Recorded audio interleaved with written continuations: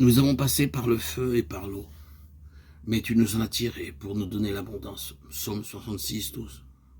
Après que l'Éternel lui a adressé ces paroles à Job, il dit à Eliphaz de Théman, « Ma colère est enflammée contre toi et contre tes deux amis. » Job avait dit que son Rédempteur le justifierait lorsqu'il viendrait pour juger la terre. Mais Dieu ne permet pas que son serviteur reste plus longtemps sous les accusations de ses amis. Il veut le justifier immédiatement et que sa justice éclate comme la lumière.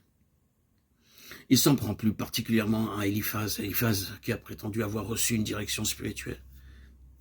Eliphaz qui a répété les paroles de l'Esprit qu'il a entendues dans une vision nocturne. « Vous n'avez pas parlé de moi avec droiture, dit Dieu. » Voilà qu'il prouve que l'auteur de la vision était Satan, celui qui voulait amener Job à renier Dieu.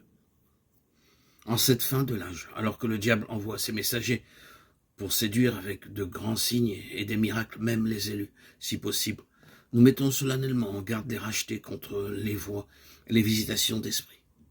Dieu daigne éclairer ses enfants qui ne croient pas à ses esprits, qu'ils refusent d'écouter ses voix. Dieu qui a parlé autrefois, nos pères, et de plusieurs manières, nous a parlé et ces derniers temps par son Fils.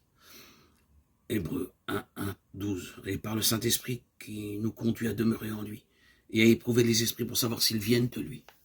Vous n'avez pas parlé de moi avec droiture comme l'a fait mon serviteur Job. Mon serviteur Job a dit l'Éternel devant l'assemblée des saints. Mon serviteur Job, dit-il, ici aux trois amis.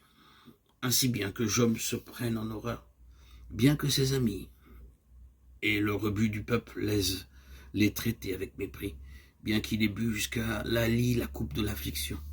Dieu ne l'a pas rejeté, il le nomme toujours son serviteur.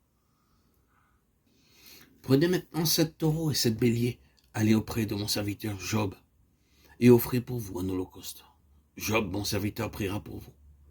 Par ce sacrifice, ses amis de Job sont invités à confesser leurs péchés, à reconnaître que leur culpabilité ne peut être effacée que par le sang. Le nombre des victimes à immoler, 7 taureaux et 7 béliers, indique la nécessité d'un sacrifice complet avant qu'il puisse y avoir pardon. De plus, ces hommes doivent s'humilier, donner à Job l'estime que lui montre Dieu, en allant à lui afin qu'il prie pour eux, et par là reconnaissent qu'ils sont dans leur tort. Il est vrai que leur connaissance de Dieu était moindre que celle de Job, et qu'ils étaient venus avec la pensée d'aider leur ami. Mais la sévère réprimande de Dieu prouve qu'il les considère comme très coupables, à cause de leur dureté pour leurs frères dans l'affliction. Il n'aurait pas dû juger ainsi un homme dont le seul caractère commandait la confiance, ni prétendre qu'ils comprenaient les voies de Dieu, alors qu'ils étaient dans une obscurité complète concernant l'épreuve où était leur ami. Aussi Dieu leur dit qu'ils n'échapperont au sévère châtiment qu'ils ont mérité qu'en s'humiliant devant Job. Ô enfant de Dieu, es-tu du nombre des élus qui crient à Dieu jour et nuit? Si oui, attends son heure et écoute ses paroles.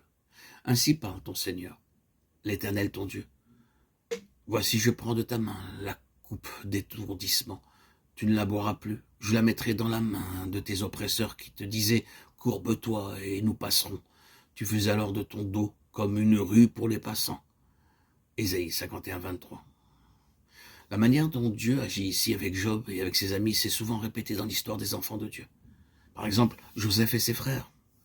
Ses frères qui le haïssaient jusqu'à préméditer sa mort et qui le vendirent comme esclaves furent amenés à se prosterner devant lui et à recevoir de sa main le pain de leur nourriture. Image de celui qui devait venir du Christ lui-même, rejeté par les hommes, et devant qui tout genou fléchira, tous les hommes se prosterneront.